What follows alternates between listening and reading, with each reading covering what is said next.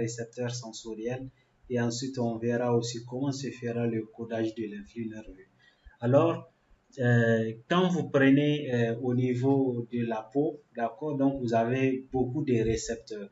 Et en réalité, la structure des récepteurs, elle est ici, d'accord. Donc, juste en dessous de la peau, vous avez ce qu'on appelle le site transducteur.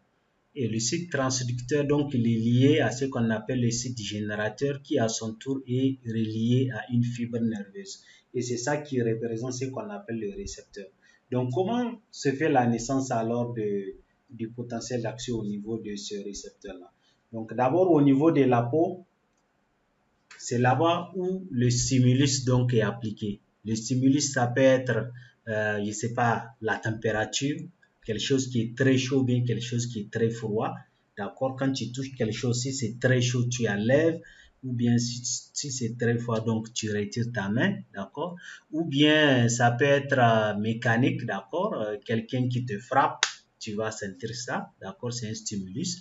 Ça peut être aussi chimique. D'accord? On te met de l'acide. D'accord? Donc, quel que soit le type de stimulus, l'organisme réagit. Et la réaction de l'organisme, ça se traduit d'abord au niveau de ce récepteur-là. Et donc, ici, quel qu'en soit le type de stimulus, d'accord, ici au niveau du site transducteur, il y aura transformation de ces différents types de stimulus en ce qu'on appelle un stimulus électrique, c'est-à-dire une énergie électrique. D'accord? Donc ici, si c'est une température, si c'est un stimulus donc d'ordre mécanique, une pression ou bien une force, quelqu'un te frappe, ou bien un stimulus d'ordre chimique, d'accord, c'est un acide, etc. Donc, quel qu'en soit ce type de stimulus-là, il est transformé en énergie électrique ici au niveau du site transducteur. Et de là, le site générateur réagit, d'accord, en faisant entrer les ions Na+. Et déjà, il est lié à une fibre nerveuse. S'il y a entrée des ions Na+, ça veut dire qu'il y aura création du potentiel d'action au niveau de la fibre nerveuse.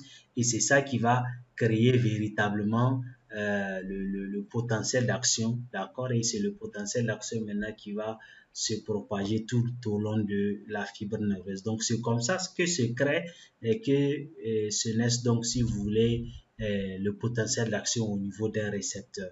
Et maintenant, comment l'organisme pourra-t-il faire pour savoir, comment on appelle ça, savoir quelle intensité est plus forte ou bien quelle intensité est plus faible. Du genre, par exemple, quand je mets ma main, si c'est très chaud, du genre quelqu'un qui est en train de faire un repassage, d'accord, et là où il dépose son fer, il est en train de repasser, tu viens, ah mon ami, ça va, tu vas bien, tu es en train de repasser, oui, je repasse bien, et sans pour autant le savoir, tu t'assois là exactement où il dépose le fer.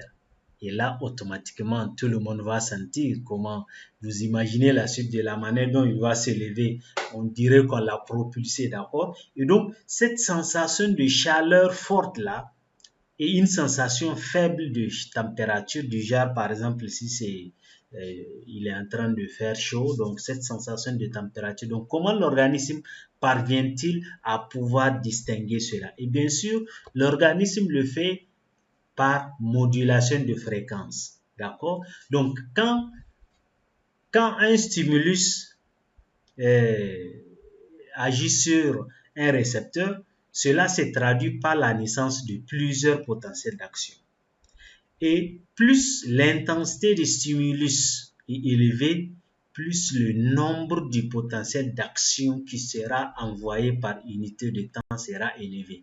Et c'est ça qui va permettre à l'organisme de savoir si l'intensité est très élevée ou bien l'intensité est faible.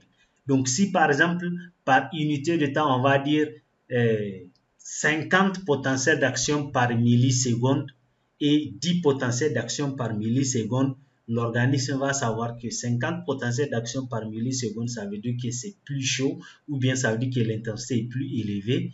Et 10 potentiels d'action par milliseconde, ça veut dire que c'est faible. Donc, c'est comme ça. Et c'est ça, on dit, il y a création d'un train de PA, c'est-à-dire un potentiel d'action qui se succède à à la milliseconde ou bien par unité de temps qui arrive en fonction donc de l'intensité de stimulation. Donc, plus l'intensité de stimulation est élevée, plus le nombre de potentiels d'action qui sera généré est élevé, et c'est en fonction de ça que l'individu va sentir que la stimulation est forte ou bien la stimulation est faible. Donc voilà ce que nous pouvons dire par rapport à cette leçon. Je vous remercie.